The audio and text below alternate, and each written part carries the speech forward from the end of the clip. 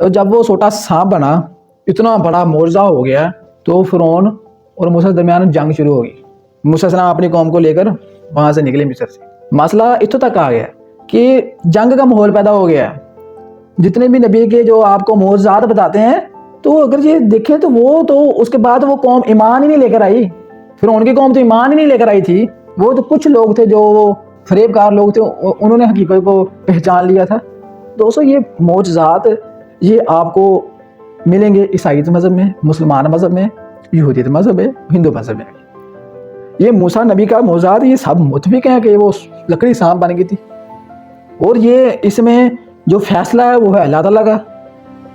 اللہ تعالیٰ کو خام خواہ بدنام کیتا ہے کیونکہ قرآن میں موسیٰ علیہ السلام نبی کا ذکر ہے. بس یہ انہوں نے سہارا لیا ہے. باقی ساری گیم انہوں نے حدیثاں دی, روایتاں دی. اتنے بدبخت اور بغیرت لوگ اب وقت آ گیا ان کو ایکسپوز کرنے کا.